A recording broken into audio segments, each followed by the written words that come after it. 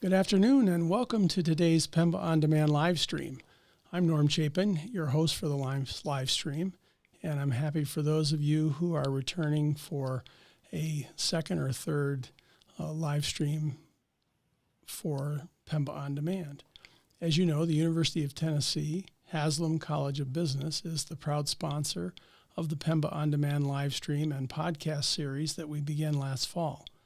PEMBA On Demand has been developed to provide education for physician leaders and to bring you the latest and most relevant topics. Each live stream focuses on an aspect of leadership, innovation, career development, or the business of medicine. We hope you will take full advantage of these practical and insightful and relevant discussions, which are designed to help physician leaders get new and build upon existing leadership skills and perspectives. PEMBA On Demand will allow you to be an even bigger force for good in healthcare. CME is available for this live stream. Please visit tiny.utk.edu/PEMBA On Demand, all one word, to obtain your CME certificate. Our live stream today is going to be on the value of restructuring supply chain contracts to improve the finances of the organization. I'm pleased to introduce as our guest today Dr. Michael Fromke. Michael is a fellow PEMBA alumnus graduating in 2022 from PEMBA. He is also a neurosurgeon practicing at Lee Health in Florida. In addition to practicing neurosurgery, he also has a physician executive role in the organization and is a member of the Lee Professional Group. Michael, welcome to PEMBA On Demand live stream. Thank you, Norm. Thanks for having me, and thanks for everyone signing on, and hopefully this will be a meaningful session. Well, I think this is going to be a great session. I always get excited as I plan for these, and as you and I have had a chance to meet and discuss the work that you've been doing at Lee Health. Before we begin to discuss the improvement project that you're going to be sharing with us today, I would kind of like to have you talk a little bit with us about some of your thoughts regarding your MBA. I know you graduated from PEMBA back in 2022, just a couple of short years ago, actually not even quite 2 years since we graduate at the end of the year. But I was wondering if you would mind sharing with our audience a little bit about your experience during PEMBA and what maybe your motivation was for enrolling in the MBA program. Sure. Thanks, Norm. Yeah, so in 2021, I was assistant medical director for neurosciences at Lee Health, and I felt like I was always behind in the meetings. I didn't understand the nomenclature, some of the rhetoric, and as much as I thought I knew that it would be helpful to go ahead and get the MBA. I was familiar with the UT's PEMBA program because I practiced in Knoxville for many years. During my private practice there, I actually considered doing this in the early 2000s, but I was raising 4 children. I just didn't have the time. But after my children went off to UT, I found that the field of medicine was changing quickly. And I shut down my private practice and went on a search for a suitable employer. I ended up at the University of North Carolina on faculty there, where I worked. My chairman was the head of quality for UNC, and he was a good mentor.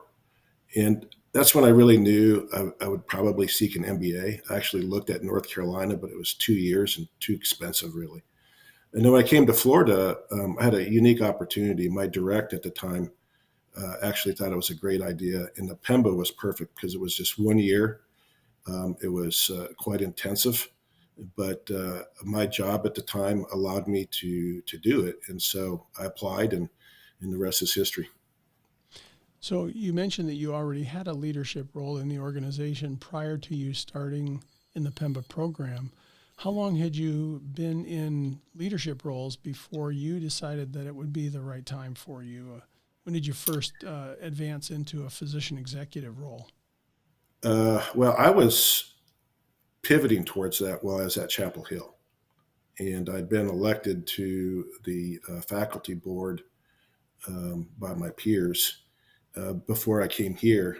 Lee Health reached out to me. They were in crisis. and they just needed some coverage. I came down there and helped them out for 2 weeks over the holidays, and that kind of started a relationship. And when I came here, I was brought here to kind of resurrect their neurosciences, so to speak. And I was positioned with a dyad partner. I took on the role almost immediately as system medical director over the neurosciences, which encompassed several different areas. And I was partnered with my dyad partner, Cindy Drapel, who is a guru in everything stroke. And so she was system director, I was system medical director, and then we administrated, if you will, the various service lines trying to build an institute model. We'll get into more of that during the talk. Great. But that's really, I was kind of thrust into that role, and there's a lot of learning, learning by the seat of your pants, so to speak. But I really didn't realize how agnostic I was towards some of these leadership skills I needed until I got into PEMBA, particularly in the professional development part of it and leadership. That's part of the program. So that was very instrumental in my development. So that leads me into kind of my next question. I like to ask everybody who completes an MBA, we all have sort of expectations of what we're going to get out of it, but what was the thing that you least anticipated that proved to be of the most benefit to you as you went through the program? I think what I did not anticipate was how quickly things change on you, and how, as a leader, you got to be able to adapt to those changes on the fly sometimes real quick and keep your team moving forward. In the midst of my MBA, for example, our system underwent a complete radical leadership change. Mm-hmm. Things were restructured, and people were shuffled around and moved around, and system priorities changed because we were coming out of COVID at that time. And COVID changed a lot, particularly for our health system. We also had a Category 5 hurricane hit us in September of my PEMBA year here, which completely wiped out Fort Myers and was quite challenging. But you learn how to accept those changes that come upon you, things you can't control, and you adapt, you learn, and that's what really tests your leadership skills. I've benefited from that quite a bit. Thank you for sharing that. As I look back at my PEMBA experience from back in 2008, I have a lot of fond memories. I wonder if you would mind sharing what your favorite memory of PEMBA is. I guess my favorite memory was the boot camp I went to, and I met so many new friends there. I developed some key relationships. And then the first week of my RP1, just how intensive it was. It's like, I think the words that were used were, we're going to force feed you with a fire hydrant water hose, and we're going to immerse you in this. And Bruce Ben was our accounting professor, and Dr. Daves was our finance. And I tell you, it was a little intimidating, but getting through that first RP1, it's a very memorable. And I just remember how excited I was to come back for the subsequent RP sessions. And by the end of the year, I was sad that it was over, actually, because we had made so many good friendships, not with just our fellow classmates, but our cohort. My cohort was superb. We still maintain relationships to this day. And then so many of the faculty developed great relationships with. So it's just a truly enhancing experience for that 12 months. Yeah. Well, thank you for taking a little time at the beginning of the show to share your thoughts on the value that you got from PEMBA, and brought back memories listening to your memories. So that was a great time. Yeah. So I'm really excited that we're having the opportunity to learn about your efforts at Lee Health and how you've taken some of the lessons that you've learned. And I know that this was your OAP for your PEMBA program, but interested in supply chain restructure, cost efficiency, and standardization is always, it seems like, a huge priority for organizations. And I'm really excited to learn about the impact that this had on patients, the surgeons, the other staff, as well as your organization. So Sure. Without further ado, I will turn it over to you. Okay.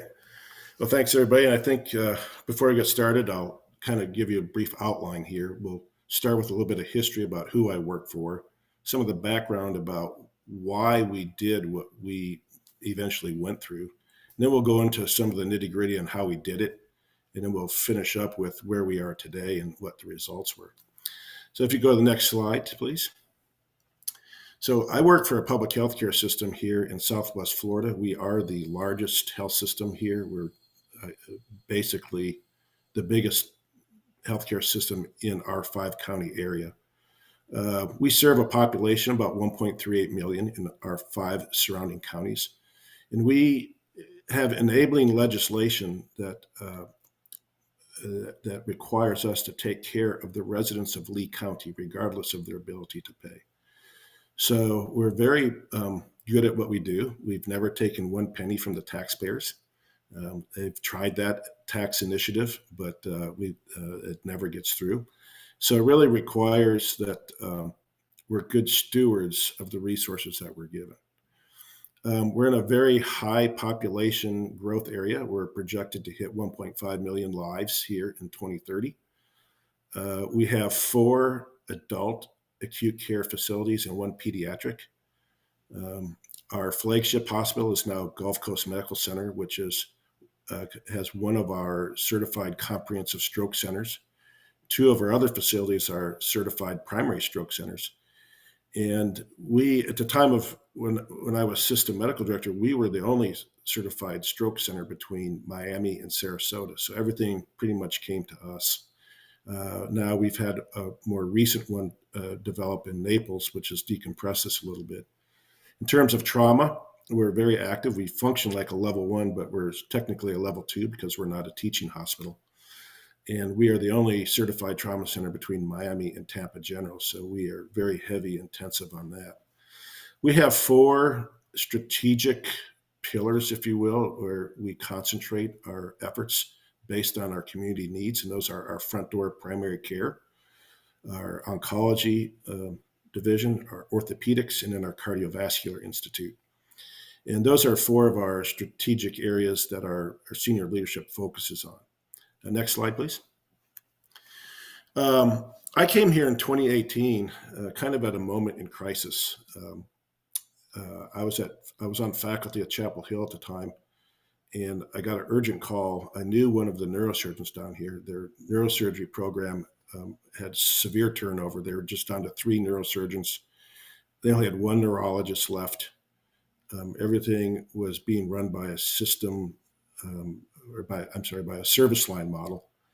And there was just a lot of fragmentation and just a lot of disarray, if you will.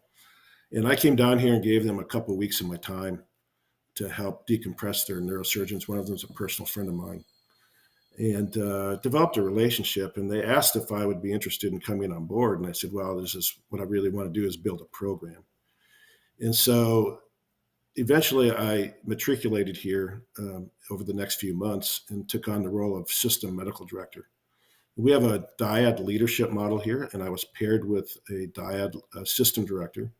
Her name was Cindy Drapel at the time. She's a guru in everything stroke, and we started this process towards building a neuroscience institute. And we were given the administrative reins over neurology, neurosurgery, pain management, physical medicine and rehab, our neuro intervention, catheter work, if you will, for stroke, neuropsych program, and our sleep labs. It entailed not just employed neurosurgeons. Lee Physician Group is our employed group, which has over 1,000 employed providers. But we also, under our institute model, have private practice groups, including neurosurgery and a very large neurology group that was private. And at the time that I came in, there were numerous professional service agreement contracts that we had that were quite expensive. We also had a neurodiagnostics lab with EEG, EMG, nerve conduction study. And when I came here, my pet project at Chapel Hill was the emerging technology of neurosurgical robots. That was one thing I wanted to bring in too. Next slide, if you will. So those first 2 years, we were ramping up the robotics and building everything out. And then COVID hit in 2020. And, this is one of those things that we talked about earlier about how you have to change rapidly on the go. And in 2020, thankfully, much of what we do is tier 3 type work in Medicare. So it didn't really slow neurosurgery down in terms of stroke and trauma, brain tumors, things like that. And a lot of the neurological diseases too were important to continue on. So we were still quite active and able to actually generate some revenue. But we were fortunate, and we started getting phone calls. And we were trying to build up our ambulatory neurology department. And we started receiving phone calls from neurologists who had been laid off because of COVID. And this was like a gold mine to us. We were able to, in the year of COVID 2020, build out our own LPG neurohospitalist program to cover all 4 of our adult hospitals and our stroke centers. In addition, we fully staffed ambulatory neurology with 4 general neurologists. We made a key strategic change in our NI lab. We canceled a PSA agreement with the interventional radiologist that was doing our catheter work. And we went over to strictly neurosurgeons with board certification in endovascular and cranial treatment, because we were losing patients. Our interventionalists would transfer surgical cases over to Miami, and we wanted to keep that. So that was a key move in the development of this program. We were able to cancel all of our PSA agreements. We turned the private neurology group literally held a gun to our head and would say, "You're going to pay us this." We were paying them over $1 million a year to cover our hospitals and their emergency rooms. And we subsidized their charity care to Medicare levels, including Medicaid. So we were paying them $1 million, and they were also collecting 2.5. We were able to flip that over. And now we have a fully hospital-employed neurohospitals program. We have fully staffed ambulatory neurology, 3 neurosurgeons now in our NI labs. And it allowed us to start recruiting specialists in the area of functional neurosurgery, movement disorders, and epilepsy, which were all important services that our community needs assessment found that we need to pay attention to. Next slide, please. Norm, can you flip over? There we go. During this time, also in late 2020, early 21, we were approached by some of our VPs that were managing our ACO and our managed care products. And Lee Health has been very active in participating in some of these BIPSI shared savings and bundle payments. And we were asked to consider getting into alternative payments, particularly bundle payments for our stroke program, our epilepsy, and spine surgery as it would relate to an episode of care. And so we started taking a look at that, and we were actually surprised. We were well below our target pricing in the management of our epilepsy. We could have easily done that. We were very close to our target pricing in stroke. We were probably $400 over our per episode of care in stroke. But our spine surgery, our elective spine surgery, was disastrous. We were $3,000 above target pricing. And at that time, we really thought variation, particularly in the spine area, was contributing to that. As it turns out, it's really what happens in that post-acute care, that after they leave the hospital, that kills you. And if you want to blow a bundle, you just have one of your patients come back to the emergency room. And by the time they get there, the cost of care there is so exorbitant that you can quickly spend a lot of money and lose out. So we opted not to do that, but it did provide the impetus for us to really focus in a little bit on stroke in our rehab capabilities, and then take a closer look at our spine situation and see where we can make improvements. Next slide. Another thing that hit us coming out of COVID, I'm sure many of you are aware, is the need for what I call, what are termed a lot of disruptive innovation. Our healthcare system initiated an accelerated path to value transformation. And this was much along the lines, you think back 20, 25 years ago, digital revolution, the digital transformation that took place in healthcare systems. Our healthcare system was now ready to really position itself in some of these value-based care programs. So our system experienced a significant change in the structure of its senior leadership. We had significant turnover in the C-suite, and senior levels and mid-levels of leadership were redesigned. The innovation was aligned along kind of a rephrasing. No longer did we speak of our outpatient clinics and primary care and specialty clinics. Those are now our community care platforms. Our inpatient services became acute care, and then our ambulatory and rehabilitation became wellness and recovery platforms.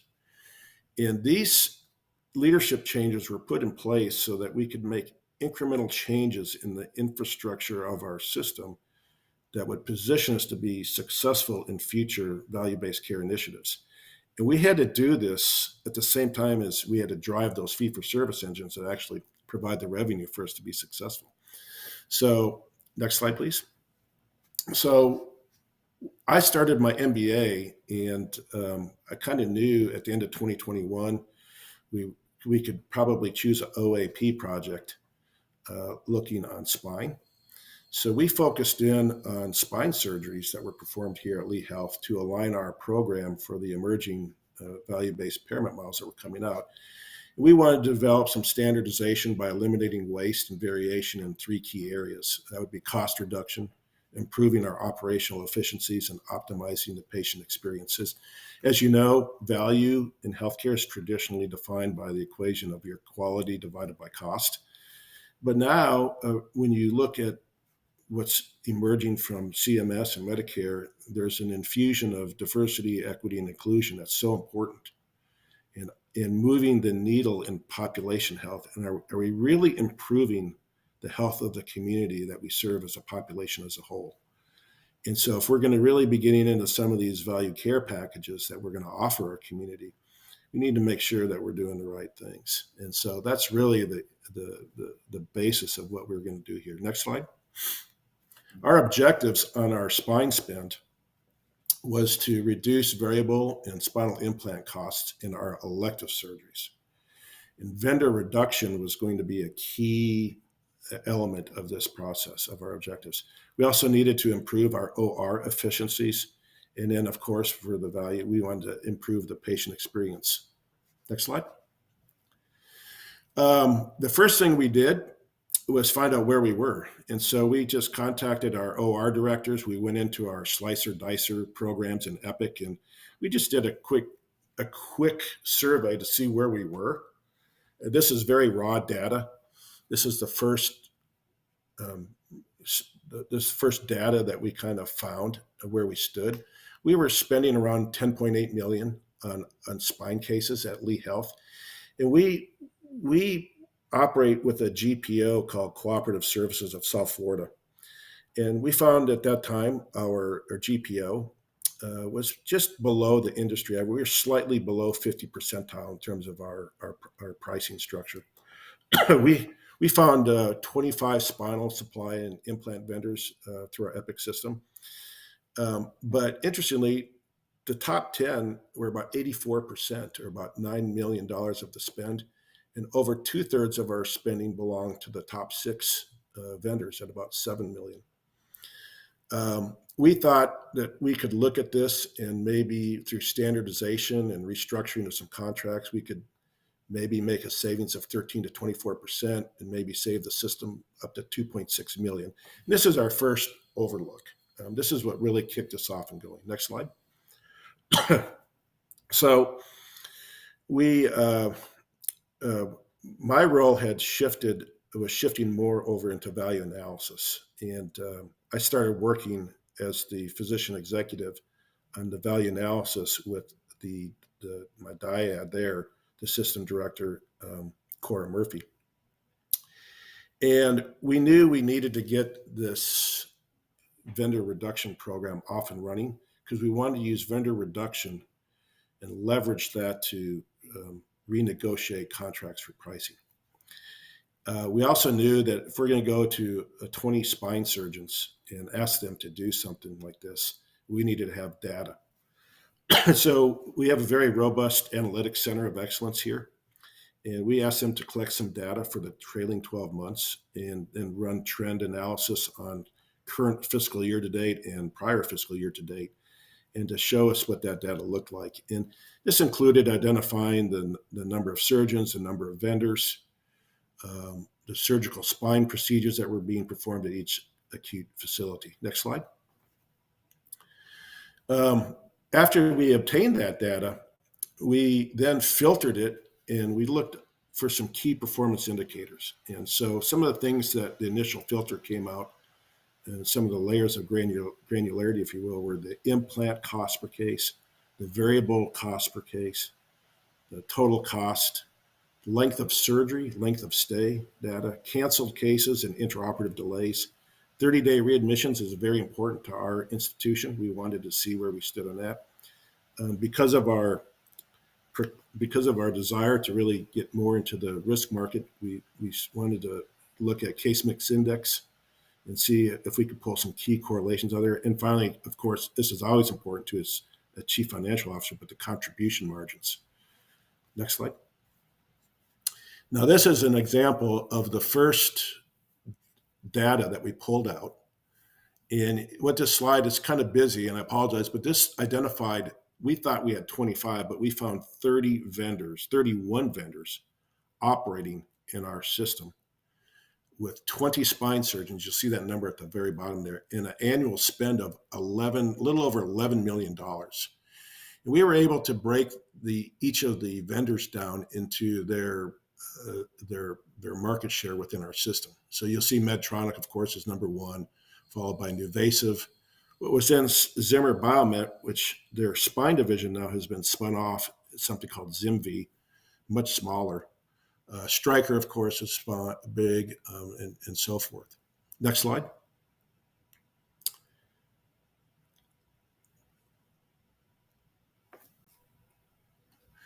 Again, I apologize for the busyness of this slide, but this kind of goes to show how we drill down the data.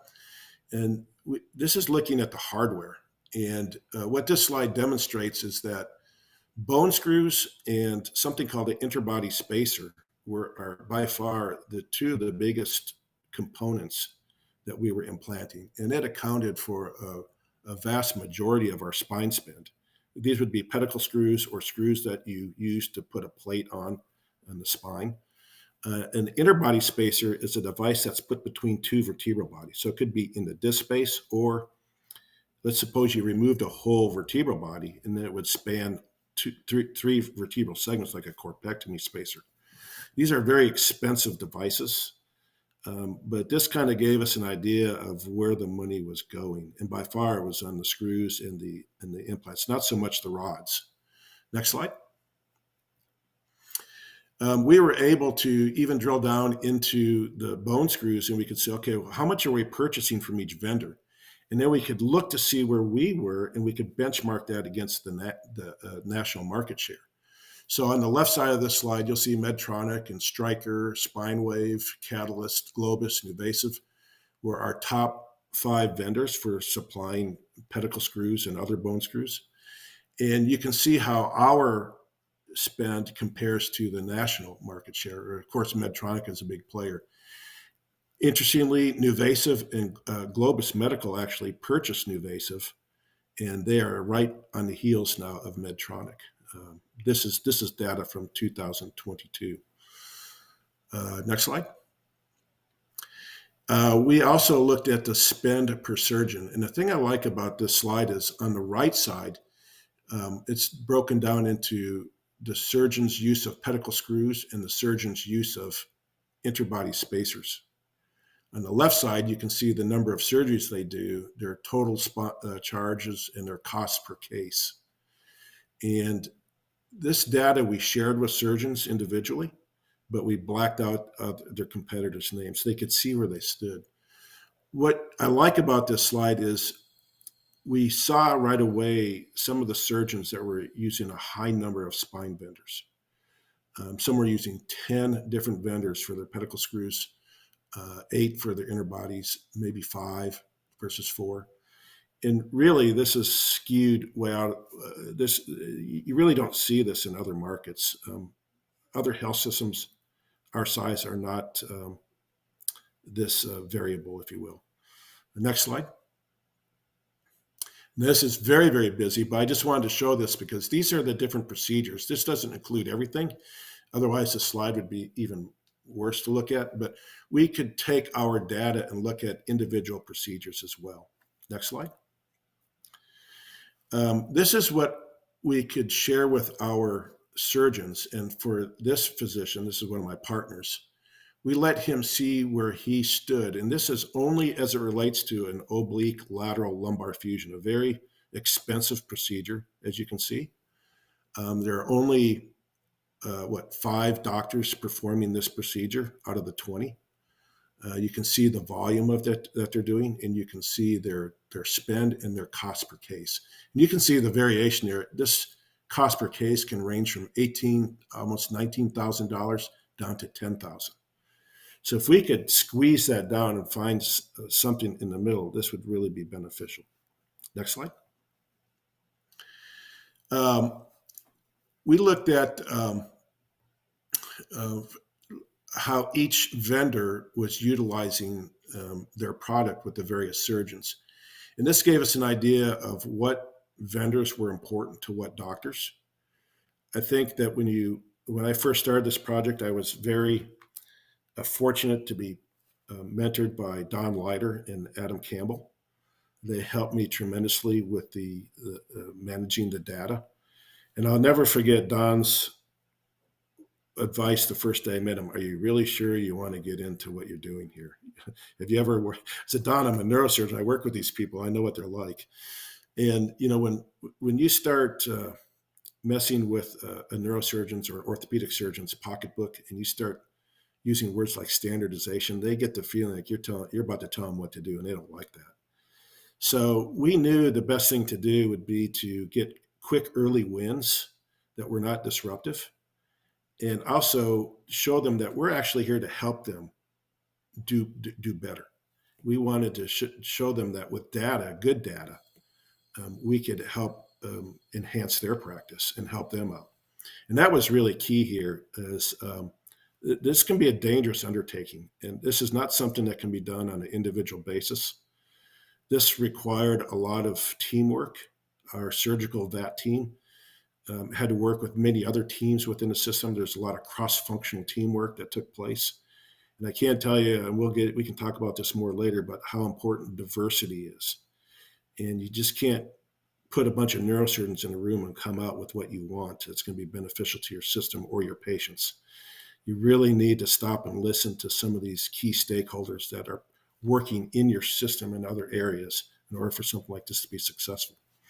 But this slide helped us because we knew that we could probably score some early wins without being too disruptive and getting the surgeons on our side. Next slide.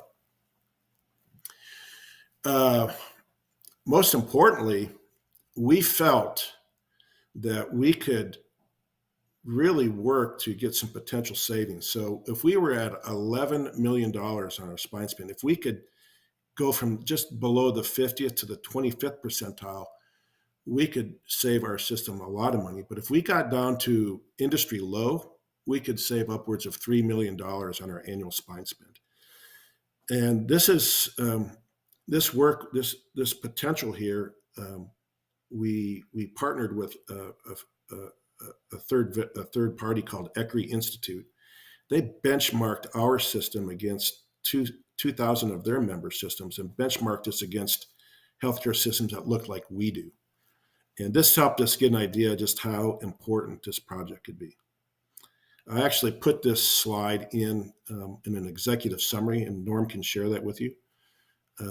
To our CFO, I gave this to our CFO, and he was very thrilled with this. And this is where we engaged his support significantly. Next slide. So what we found out at this point was that we had 20 spine surgeons in our 3 adult and 1 pediatric acute care facilities, 31 active vendors spending a little over $11 million per year by our 20 surgeons. 91% of that spend was on bone screws and interbody implants. And we knew that the top 9 vendors represented 84% of what our surgeons were using. And so we knew right away that this could lead to a quick win, which was so important early on in the project. Next slide. So we commenced the pilot project right away, and we immediately cut 60%. We went from 31 vendors down to 9. That was relatively painless and very easy to do. And the surgeons, when they saw the data, they realized, okay, when they saw that our system um, was not up to speed with other health systems and that this was a potential threat to us, when they saw where they stood amongst their peers, they began to buy into this. We identified our top tier vendors because we wanted to start renegotiating contracts. And we told those 9 that we were going to narrow it down even further and we would be bringing them in for negotiations. And we were going to change the matrix pricing from just below 50%, and we're going to start whittling that down. One of the things that we found out, and I can show you this in a scorecard later, but we had discovered through our data that we had numerous surgical cases that were canceled the day of surgery. And we also found, and this is a little bit embarrassing, 49% of our elective spine cases experienced some type of intraoperative delay. And we thought this was due to a lot of the variation because of all these spine vendors, particularly we were coming out of COVID, and the individuals that we had working in our SPD, in our sterile processing department, they couldn't keep up with all these different trays and all these different vendors, and it was creating chaos. So this is another area where we had to quickly change and move with the system. We brought in a specialist, John Winery. He's an expert at process mapping and process improvement. We started studying this in terms of patient safety and quality. And this has become a side project now. It actually prompted a root cause analysis on some things. And we had to make some significant headway on that. And then finally, we wanted to introduce our neurosurgical robotics program to help with standardization and reduce our length of surgery and length of stay. Next slide. So at this point, we were using a DMAIC model. First, we defined what we wanted to do. That's where we narrowed the scope down and defined what we wanted to get into. We started the measuring process and discovered that data was contaminated. Sometimes it was inaccurate. We had to continually go through and redefine and pull that data out and fine tune it. And as you can see, we actually found 31 vendors. We found the 20 surgeons. We actually had an increased spend than what we thought. But then as we analyzed it, we came up with some key performance indicators that could track and trend. And this was really at the behest of our medical executive quality and safety committee. Another one of the teams that we had to cross-function we had to work with. And we came up with these KPIs: total cost per case, implant cost, supply cost or variable, length of surgery, length of stay, 30-day readmission, contribution margin. And we decided that we needed to make monthly report outs to key stakeholders. These would be the surgeons, the OR directors, the value analysis team, the MEQ&S, the executive steering committee for all of this, and our chief financial officer and our C-suite. Next slide. So this is actually an example of the scorecards. This is the executive summary scorecard that goes to our executive steering committee, our senior leadership, and our CFO. And you can show how we trend. Some of the KPIs he was interested in is our cost per case, our implant cost, our variable or supply costs, and our contribution margin. You can see contribution margin was trending down at this time in 2022. Not a good sign. CFOs don't like that. We wanted to move that needle. But this is a scorecard that went out on a monthly basis. Next slide. I'll give you an example here. This is a surgeon scorecard. Surgeons got something like this and then their own individual data. And it showed them the KPIs that they were interested in, their current and prior fiscal year data, their current trending and areas of improvement. And we found this very helpful to get this into their hand. It gave them something to digest, even if they looked at it for 5 seconds. And it really, I think, helped get them to become engaged and aligned with what we were doing. Because really, it really helped us get to where we ultimately are today. Next slide. We really wanted to take advantage of our robotics program. Um, when I first came here, we started this. This was emerging technology. Neurosurgical robots were not on the market even when I came here. When I was at Chapel Hill, we began looking at them as I was the physician champion. That was my project there. So I really wanted to continue that work when I came to Lee Health. Next slide. So in 2021, we opened up a project charter. This is coming right out of COVID. We started this prior to COVID, but due to the constraints of COVID, we had no capital expenditure. We had to shut it down. Then in January of 2021, we revisited this. We opened up our project charter. This is how we bring new technology into Lee. And again, this involves a lot of cross-functional teamwork with purchasing, procurement, and supply chain, with the medical executive committee, the quality and safety committee, the medical staff, you name it. There were numerous teams that were involved in this project charter. And we looked at every robot that was available. Basically, it was the Medtronic Mazor and the Globus Medical. We ended up going with Globus Medical because they were first to market with a FDA-approved neurosurgical robot.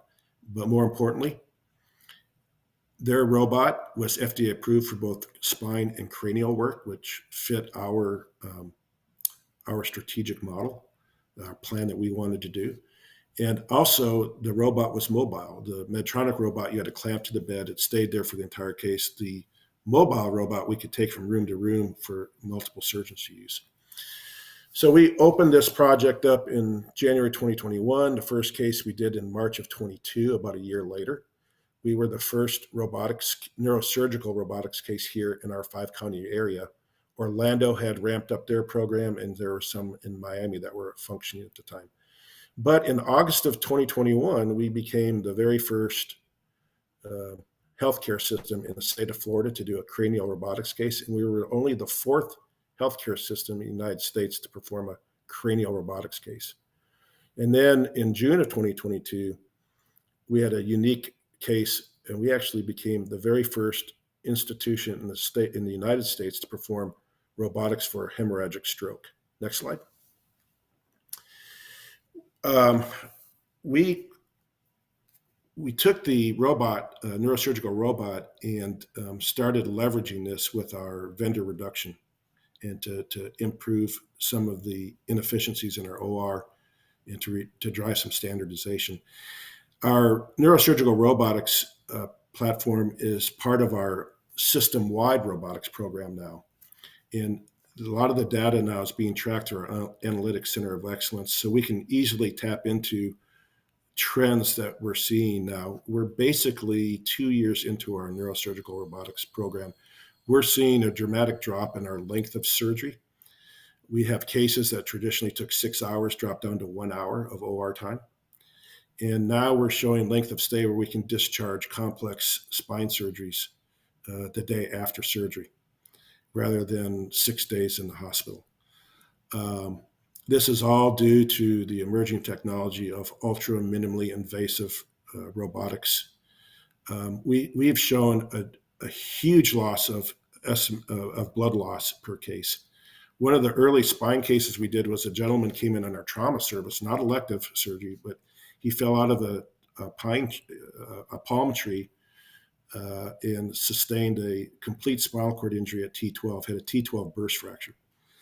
Had no movement in his legs, no feeling, flaccid rectum, priapism, middle-aged man providing for his family. And here he is, and we're having to plan for an extensive corpectomy, an anterior approach, take out a whole vertebrae, very, very complex invasive procedure. You can lose 1 to 2 liters of blood on these cases. That's when he informed us he was Jehovah's Witness, and he could not have product. He could not even have a cell saver and have it reintroduced to him, which really put us in a dilemma. So we used our robot. We did something very clever. We put screws above and below his fracture. We found that his ligaments were still intact. We were able to distract him, reduce his deformity, decompress the spinal cord.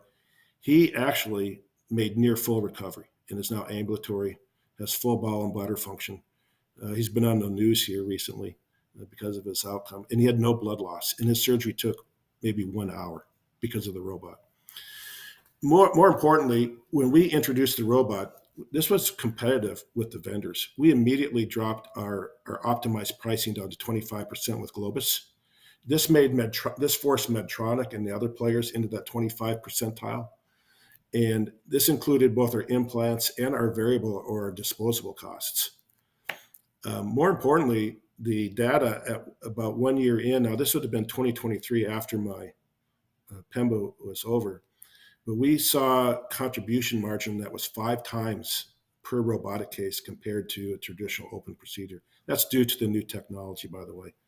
But contribution margin, I think you saw another slide, was about $30,000. It can be as high as $150,000 per case because of this. So that's very attractive to a chief financial officer. And then we're now 2 years in our program, and we still have had no complications, 0 infections at this point, and no adverse events from bringing on robotics. Next slide. So where do we stand here now? We're about to have our next quarterly update on our value analysis, and this is data that's going to be presented to senior leadership probably in the middle of April. We are now down to 5 spine vendors.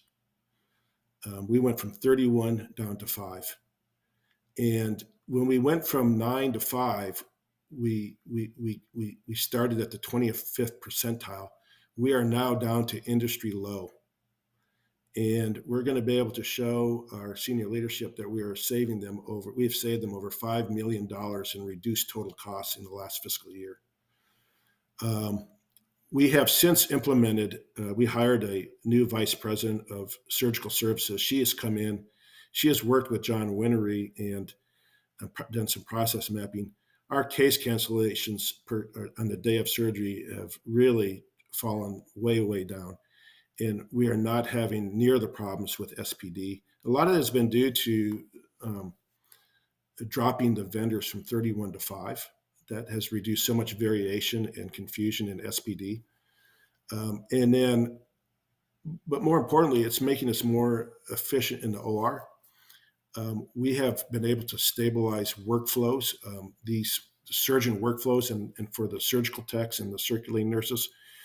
Everything is prepackaged. When we do a robotics case, it really helps the team move smoothly, and this has really cut down on a lot of the intraoperative delays.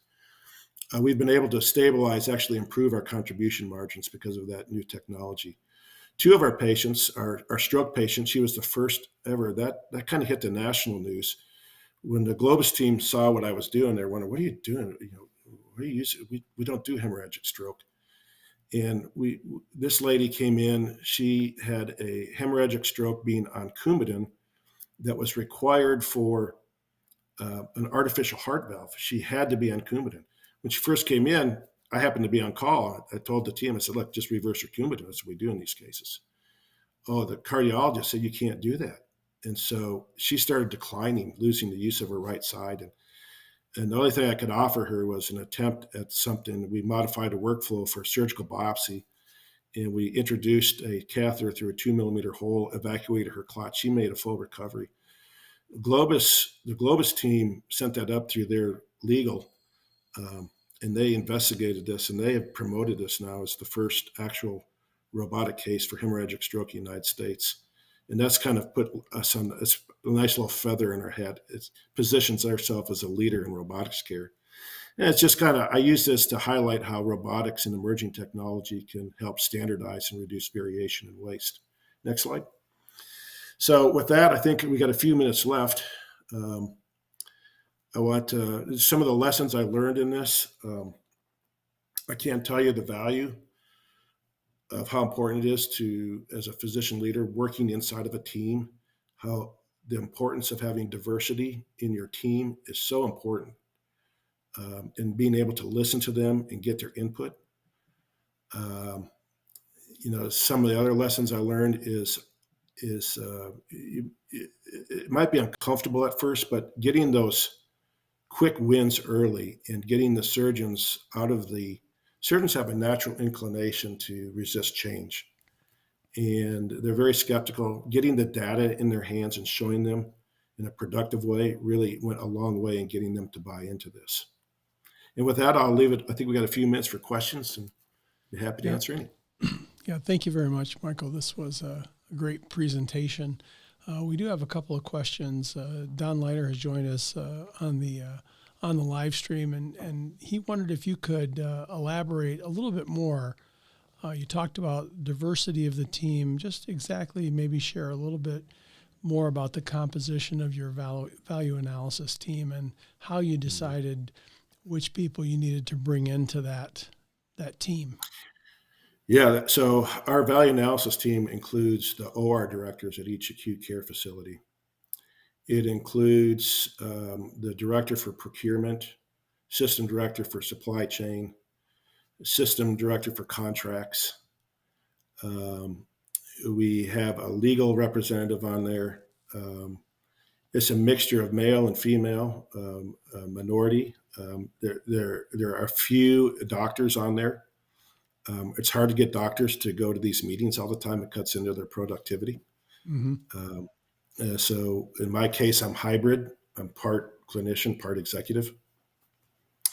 But it's very important too to when you start talking about like our robotics. We have a member of that team that's from the robotics program for our system overall, and trying to think. There are some ambulatory practice directors that are involved in this too, and it's important to hear what they have to say about access to care and the difficulties that some patients have in getting to see people. It's also important to hear opinions, whether we like them or not, about how we come across as surgeons in treating these people. Because it is important to the patient. It's important to the referring providers. And we get this feedback quite a bit, and it's important to listen to because you can get wrapped up in this and just kind of steamroll this project, and it's not going to get you anywhere. Neurosurgeons especially. I've seen this kind of project done in a community hospital where the OR director came in and just said, this is what we're going to do. And it didn't go very well. Yeah, I think it's interesting. I'm sorry, go ahead. No, go ahead. No, one of the things that I had thought of as I was listening to your presentation, and Don typed this in the chat too, but you kind of went over fairly quickly sharing the data with your surgeons. And in my experience, that's one of the more challenging aspects. There's always that initial questioning of the data. At least I've had that experience in sharing it, whether it was with emergency physicians or just physicians in general. Well, is that data really accurate? I wonder if you would mind sharing some of your more, this may be the wrong word, but maybe some of your more memorable reactions to when you started sharing the data. Yeah. So our pilot project kicked off. We had a dinner, and we brought in a couple members of the C-suite. The VAT team was there, supply chain was there, but every spine surgeon was invited. We had a cocktail hour just to kind of calm them down a little bit, get some alcohol in them, kind of loosen them up. We fed them a very nice dinner, and then we gave them the presentation. And as you can imagine, this was the first round of data we pulled out there, and we told them straight up, "Hey, look, this is just the first round of data." Well, they found the contaminated data, and they said, "This isn't true. I can tell you for a fact that." Well, we heard their opinions. We said, "Look, this is just the first scrub. We're going to, we went back to them with the next round, and we asked them to show, hey, you showed us this before. Do you see this now? And what do you see?" And they gave us some more stuff. And we listened to that. And we were able to drill it down, and we started giving them the blinded results where they stood compared to their peers. And that's kind of a trick from behavioral economics, right? You show them where they are and what they're missing out on. And that drives them to, hey, I'm going to get in this game a little bit. And once they saw the data cleaned up and where we were going, that helped, that soothed them over quite a bit. And I can go on further. Don asked a question about how do you see artificial intelligence factoring in quite a bit, Don. We actually, and this has nothing to do with spine, but we implemented a AI program on our stroke.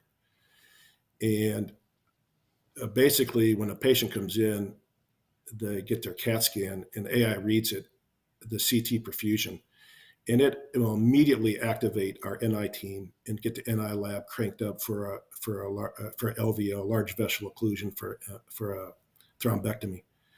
And to highlight that, we had a case come in. A guy came in with a basilar artery occlusion from an acute clot, and the AI program picked it up. That patient was in the lab. His door to catheter time was a mere minutes. The surgeon had that thing pulled out. Guy made a perfect normal recovery. He was actually putting in his note in Epic when the radiology report came back as normal, which, if we didn't have AI, that patient would have died. And that's the impact. And where AI could really be in value here is, and I didn't really tap into this, I could have, but those key performance indicators, our analytics team started looking for key correlations. And one of the early ones that came out, as I recall, was, of course, length of surgery correlated directly with the number of implants or your implant costs. Well, it makes sense. If you're doing pediatric scoli cases and you're putting in, 10 plus pedicle screws, those cases are several hours and they're very expensive.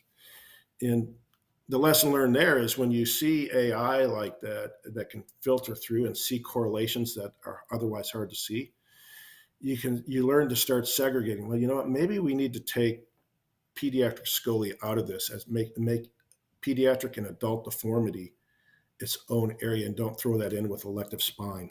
Same like we learned to do with trauma. Some of our length of stay data was horribly skewed because we had trauma patients that were in the hospital so long, and that also skewed our 30-day readmission rates because many of these trauma patients bounce right back to the ER. Mm-hmm. And so we had to use some our analytics team has a lot of that at their disposal. It helps us filter and layer and granulate that data into meaningful data. It takes time. The DMAIC cycle: define, measure, analyze, improve, control. This is continual. This goes on and on and on, and it doesn't stop. So I think AI is going to be helpful in maybe speeding that up a little bit, kind of identify key correlating indicators that our system can focus in on. Great. I have one more question before we end because we're almost at the end of our time. But you mentioned the impact on patient experience. You mentioned the impact on OR efficiency.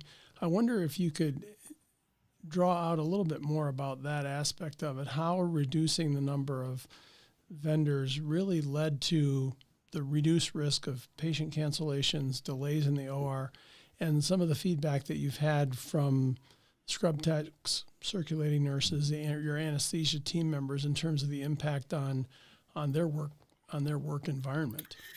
Yeah, a lot of our case delays were due to contaminated trays because they were bringing in so many trays, and the SBD team had to, they would literally get dumps of hundreds of trays the night before surgery that they had to process and get over to us before the next day. And they were coming in with what's called a wet load, or there was water inside the tray. Or they were finding residue. We were finding a strange residue. It prompted a root cause analysis, and found out there was a chemical in our cleaning solutions that was reacting with the water quality and creating this residue. So once we could figure that out, then that eliminated that problem, right? With the robotics, we're actually hearing from team members now that from like scrub techs and circulators, we now have a dedicated group because they want to be there because it's so much easier for them. With robotics, everything is packaged up and much less trays, much less OR time. The case runs smoother. They're in and out quick. They love it. Now they want to. Initially, they didn't want to be on the team because it was new. But then when they get in there and they experience, hey, this is moving pretty slick here, and it helped buy them in on the technology too. So. I know that our cancellation rate is way, way down. That's a different project now that was handed off to our VP of Surgical Services, and she's done an excellent job on that. We brought to the attention, hey, this is what we found, and they're tackling that problem. Great. Well, Michael, thank you very, very, very much for taking the time to share your work with us today. This has been very informative. It's my pleasure. I look forward to having more conversations in the future and absolutely. Seeing if we can kind of get an update in a few years or something about how you're doing. Yeah, well, that sounds good to me. And I want to thank Don Leiter. He was such a great mentor, a big part of this success. He gave me incredible insight during my PEMBA. That it's good to catch up with you, my friend. Thank you very much for taking the time to join us for the PEMBA On Demand live stream. We have monthly live streams on the third Tuesday of each month, discussing topics relevant to physician leaders. We will also be releasing the content from the live streams as podcasts, and we'll be releasing additional podcasts bi-weekly. Information on the podcasts and how you can subscribe and access the podcast is available on Apple Podcast, Amazon Music, Overcast, Pandora, and Spotify. Our next live stream will be at 12 noon Eastern Standard Time on April 16th, 2024. Our guest will be Dr. Camilo Gomez, discussing optimizing urgent stroke endovascular interventions, a Lean Six Sigma project. So please join us next month for that informative talk. Again, thank you to Kate Atchley, Executive Director, Healthcare Division graduate and Executive Education at the Haslam College of Business at the University of Tennessee, and to Dr. Don Leiter, Professor at the University of Tennessee and Director of the Institute for Healthcare Quality Research and Education, for both of their support for this program. Thanks also, and a special shout out to Tom Brown, Sharath Shreeman, and Christy Napper for helping me with the podcast and the live stream. Don't forget that CME is available for this live stream. You can visit tiny.utk.edu/PEMBA on demand, all one word, to obtain your CME certificate.